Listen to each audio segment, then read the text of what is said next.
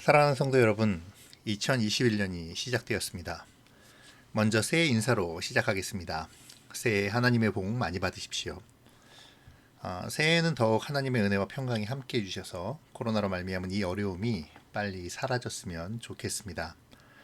또 우리 성도 여러분들과 가정에도 주님이 주시는 기쁨과 행복이 충만히 넘쳐나기를 축복합니다. 특별히 새해 시작이니만큼 올해는 묵상 계획을 세우시고 실천해 보시면 어떨까요? 하나님의 말씀과 동행하는 삶, 올 한 해 주님의 말씀과 더욱 가까이 하는 우리가 되기를 소망해 봅니다. 2021년 1월 2일 큐티 방송을 시작합니다. 기도로 하나님께 나아가겠습니다. 하나님 감사합니다. 어려운 시간 속에서도 우리에게 새로운 한 해를 허락해 주시고 주님으로 말미암는 소망을 품게 하시니 감사를 드립니다. 사랑의 하나님, 새해에는 모든 어려움이 소망으로 바뀌게 하시고 그 안에서 하나님의 은혜와 사랑을 발견하게 하여 주시옵소서. 오늘도 말씀을 가까이 합니다. 임재하여 주시기를 소망하며 예수님의 이름으로 기도합니다. 아멘. 오늘 우리가 묵상할 말씀은 요한복음 1장 19절부터 34절까지의 우리 말씀입니다. 우리 함께 읽도록 하겠습니다. 유대인들이 예루살렘에서 제사장들과 레위인들을 요한에게 보내어 내가 누구냐 물을 때에 요한의 증언이 이러하니라.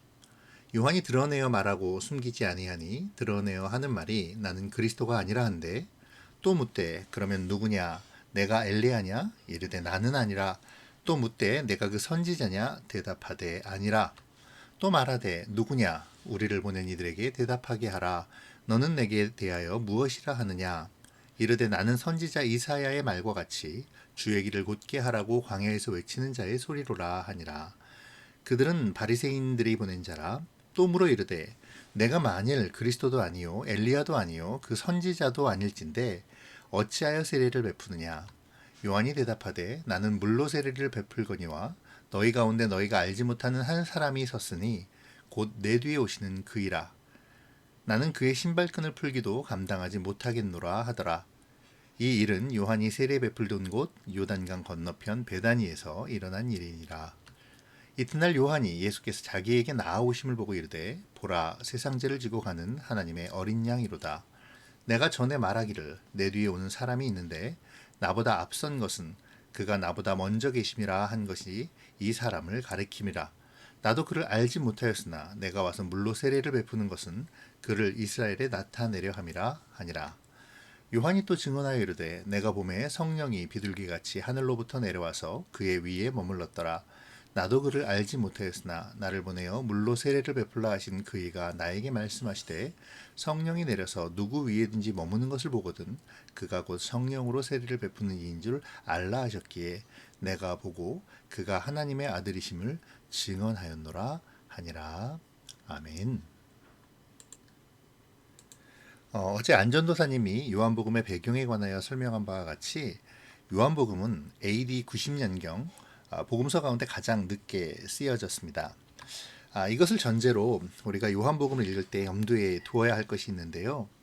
요한복음의 저자 요한은 요한복음을 기록할 때에 독자들이 공간복음에 대한 지식을 어느 정도 갖고 있다는 것을 전제하고 있다는 것입니다. 그러니까 요한복음은 예수님의 사건에 대해서 어느 정도 지식을 갖추고 있는 사람들을 향해 기록한 글이라는 것이죠. 어쩌면 이 점이 다른 복음서와 가장 큰 차이점인지도 모르겠습니다. 여러분들이 요한복음을 묵상하면서 이러한 요한의 관점을 의식하고 읽으신다면 더 흥미로운 묵상이 되리라 생각되어집니다. 물론 사도 요한이 의식하지는 않았지만 알고 있다고 전제하는 이 숨겨진 관점은 알면서 왜 그렇게 살고 있냐, 알면서 왜 두려워하느냐, 알면서 왜 유혹에 빠지냐라는 뉘앙스로 우리의 삶을 돌아보게 하며 또 삶에 도전을 주는 묵상이 되게 할 것이기 때문입니다. 요한복음의 이 특징의 첫 번째 모습은 바로 세례 요한의 이야기에서 나옵니다. 요한복음은 공관복음처럼 세례 요한을 회개와 세례를 선포한 자로서 소개하지 않죠. 그 이유는 사도 요한이 세례 요한을 회개와 세례를 선포한 자로 생각하지 않는 것이 아니라 그 부분은 그냥 다 알고 있잖아 하고 전제했기 때문입니다. 이후에 바리새인의 왜 세례를 주냐는 질문을 할 때와 또 세례 요한이 세례를 베풀었다는 사실을 생략할 때 예수님이 세례를 받으러 나오신다는 언급을 하지 않는 그러한 것들 등 요한복음이 이 복음서를 읽는 독자들이 이미 공관복음의 내용을 아는 것을 전제하고 있는 것을 여러 곳에서 발견할 수 있습니다. 결국 요한복음이 오늘 본문에서의 세례 요한의 첫 등장을 통해서 강조하고 싶은 것은 결국은 세례 요한의 역할, 곧 예수님을 소개하는 그 역할을 통해서 예수님이 당시의 종교적인 의식과 그들이 가지고 있는 메시아의 개념과 다른 어떤 전혀 의외의 모습으로 오신 분이라는 사실을 이야기하고 싶어 한다는 것이죠. 유대인들이 당시 종교적인 최고위층이었던 예루살렘의 제사장 레위인들을 세례 요한에게 보내어서 내가 누구냐라고 물었습니다. 그런데 이들의 질문은 단순히 당신의 정체가 뭐냐라는 질문은 아니죠. 왜냐하면 세례 요한은 제사장 사가랴의 아들로 제사장 가문이었기 때문에 그가 누구라는 것은 이미 알고 있었을 것입니다. 제사장이 될 수 있는 자격이 있었음에도 불구하고 제도권에서 벗어나서 메뚜기와 석청을 먹으며 약대 털옷을 입고 광야에서 생활을 하면서 설교자로 살고 있는 세례 요한, 이러한 그의 평범하지 않은 모습과 또 기존 질서에 대한 질문과 비판들로 가득한 이 직설적인 메시지는 대중들에게 큰 울림을 주었을 것입니다. 그리고 그 점은 당시의 세례 요한의 영향력이 얼마나 컸을까 하는 것을 우리가 짐작할 수 있을 것 같습니다. 그러한 그의 메시지와 영향력은 당시 소위 기득권을 가진 유대인들, 또 산헤드린 공의의 사람들이나 제사장들, 레위인들에게는 좀 특별한 의미, 안 좋은 쪽으로 다른 의미로 다가왔을 것입니다. 자신들의 기득권을 공격하는 세례 요한이 싫으면서도 혹시 구약 성경에서 약속한 그 메시아가 아닐까 하는 조심스러움도 함께 있었겠죠. 그래서 그들은 세례 요한에게 가서 당신이 누구냐라고 묻는 것입니다.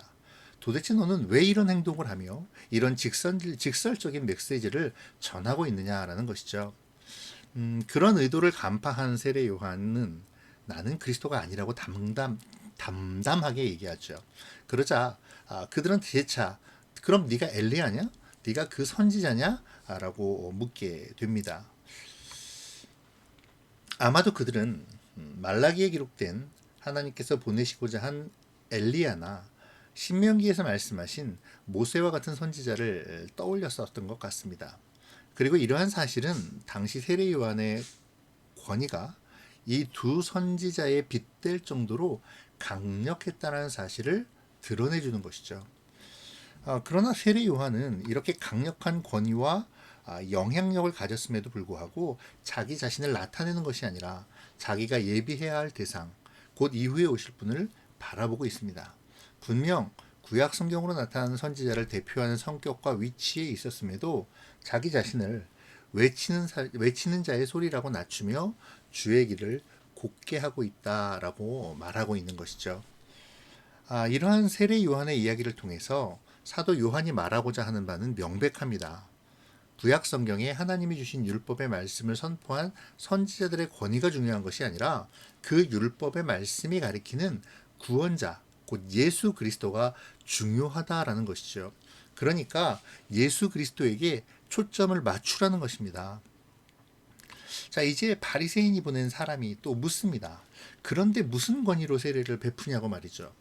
다분히 경계와 견제가 깔려 있는 약간의 무시함과 또 질투가 섞인 질문인 것 같습니다. 여기에 대한 세례 요한의 대답이 좀 흥미로운데요. 세례 요한은 나는 물로 세례를 베푼다. 그리고 내 뒤에 오시는 이가 있는데 나는 그의 신발끈을 풀기에도 감당할 수 없다라고 말하죠. 요한복음은 이 세례 요한의 이 대답을 통해서 세례 요한으로 대표되는 구약의 모든 선지자들이 선포한 여러 규범과 의식의 모든 것이 이제 오실 분, 곧 예수님을 준비하는 것이었다라고 선언하고 있습니다. 그리고 이 선언을 통해서 당시 유대인들에게 무엇이 중요하냐고 반문하고 있는 것이죠. 구약의 선지자를 통해서 선포된 여러 가지 율법과 규례 등은 다 예수님을 드러내기 위해서 존재하는 것인데 유대인들은 그 자체를 중시하고 더 나아가 자신들의 입맛대로 율법을 확장하며 자신들만의 신앙을 만들고 있었음을 지적하고 있는 것입니다. 당시의 제사장들, 레위인들, 그리고 바리새인들은 종교적인 지위나 또는 사람들에게 미치는 영향력 혹은 사람들에게 존경받고 대접받는 인기에 굉장히 관심을 많이 기울였는데요. 아, 그러한 것이 아니라 정말 관심을 가져야 할 것은 예수 그리스도에게 초점을 맞추는 것임을 세례 요한은 강조하고 있는 것입니다. 이 일이 있은 다음 날 이제 예수님께서 세례 요한에게 나아오시죠. 여기서는 언급되지 않았지만 다른 공관복음서에는 예수님께서 세례 요한에게 세례를 받기 위하여라고 기록하고 있습니다. 요한복음은 예수님께 세례를 베푸는 이야기에 대한 언급은 하지 않으면서 세례 요한이 예수님을 세상 죄를 지고 가는 하나님의 어린 양이시며 자기 뒤에 오시는 앞서 계신 분이자 아까 언급한 자신이 물로 세례를 베푼다고 말한 이유, 곧 이스라엘에게 예수님을 나타내게 하려 함이라라고 그 고백을 기록하고 있습니다. 요한복음은 이 첫 번째 세례 요한의 이야기의 마지막에서 예수님이 성령으로 세례를 베푸시는 분이심을 증언하죠. 성령으로 세례를 베푸시느니 이 세상에 누가 성령으로 세례를 베풀 수 있겠습니까? 성령을 통해 역사하시는 분은 오직 하나님밖에 없습니다. 그렇다면 예수님은 어떤 분이실까요? 예수님은 누구실까요? 성령이 임한다는 것은 하나님의 통치를 말하는 것이죠. 이제 예수님께서 성령으로 세례를 주신다는 말은 곧 하나님의 나라가 도래했으며 더 나아가 구원의 역사가 시작되었음을 말해주고 있습니다. 그러므로 오늘 본문은 요한복음이 처음 시작하며 강조했던 것, 우리가 어제 묵상한 바와 같이 하나님이 성육신하시어 독생자로 오셨고 그렇게 오신 성자 하나님이 곧 예수님이시라는 사실을 세례 요한을 통해서 또 세례 요한의 그를 통해서 세례를 받으시는 그 예수님의 이야기, 비록 생략되었지만 어떤 그러한 일련의 과정들을 통한 세례 요한의 고백을 통해서 다시 한번 강조하고 있는 것이죠. 오늘 말씀을 좀 정리해 보죠. 오늘 말씀은 세례 요한이 등장하며 예수님에 대해서 증언하는 내용입니다.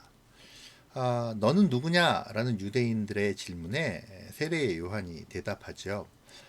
주의 길을 곧게 하라고 광야에서 외치는 소리이다. 나는 물로 세례를 베풀지만 주님의 신발끈 풀기조차 감당할 수 없다라고 대답합니다. 너는 누구냐? 엘리야냐? 아니면 그 선지자냐? 라는 유대인들의 질문은 제도권 내에 있어야 할 제사장 가문의 세례 요한이 약대 옷을 입고 광야에서 살면서 직설적인 회개의 메시지를 전함으로 당시 대중적인 인기를 얻음에 대한 경계의 질문이었습니다. 도대체 네가 누구간데 그런 회개의 직설적 메시지를 전하느냐는 것이죠. 그러니까요, 내가 그리스도 곧 메시아라도 되냐? 라는 그러한 질문이었습니다. 여기에 대한 대답으로 세례 요한은 자신을 가리켜 이사야의 말을 인용하여서 주의 길을 곧게 하라고 광야에서 외치는 소리라고 대답하면서 자기 자신이 아무것도 아님을 말하죠. 더 나아가서 자신은 물로 세례를 베푸는 자에 불과하다고 자신 뒤에 오실 주님의 신발끈 풀기조차 감당하지 못하는 자라고 자신을 낮추어 말합니다. 근데 사실 여기엔 좀 반전이 있어요. 나중에 예수님은 세례 요한을 가리켜서 여자가 낳은 사람 중에 가장 큰 사람이라고 말해주기도 합니다.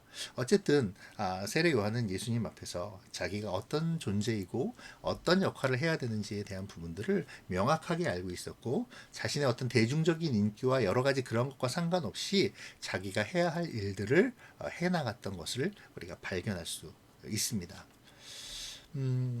이러한 부분들을 좀 생각하시면서 엘리야와 그 선지자라는 질문 그리고 그에 대한 세례 요한의 대답을 통해서 예수님을 한번 묵상해 보시면 좋을 것 같습니다. 좀 전에도 말씀드렸지만 세례 요한은 대중적인 인기 속에서도 자신의 역할을 잘 알았죠. 이 세례 요한과 나를 대비시켜 묵상해 보시면 좋을 것 같습니다.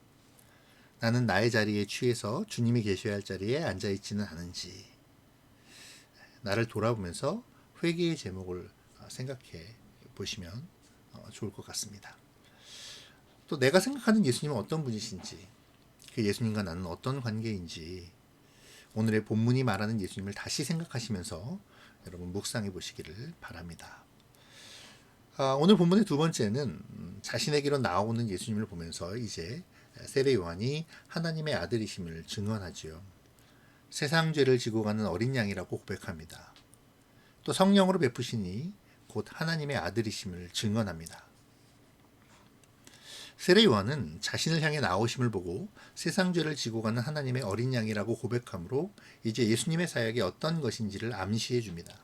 그러면서 아까 언급한 자신이 물로 세례를 주는 것이 곧 예수님을 이스라엘에 나타내려 한 것, 곧 예수님의 사역을 준비하기 위해서임을 확실하게 하죠. 그리고 예수님을 가리켜서 성령으로 세례를 베푸는 이라고 언급하며 그가 하나님의 아들이심을 분명히 합니다. 이러한 부분들을 바라보시면서 성령으로 세례를 베푸심의 의미를 생각하시고 또 그에 따른 나의 실천적인 삶을 묵상해 보시면 좋을 것 같습니다. 성령으로 세례를 베푸시는 분은 오직 하나님이시죠. 그러므로 예수님은 하나님의 아들이시자 독생하신 하나님이십니다. 또한 성령의 임재는 곧 하나님의 통치를 의미하죠. 그러므로 성령으로 세례를 베푸신다는 것은 이제 예수님을 통해서 하나님의 나라가 도래했고 구원의 역사가 시작되었음을 의미하는 것입니다. 나는 하나님의 통치를 받고 있습니까? 그 통치를 따라서 또 구원의 여정을 한 발 한 발 살아가고 있는지요? 나는 세례 요한처럼 그 증인의 역할을 잘 수행하며 또 전하고 있습니까?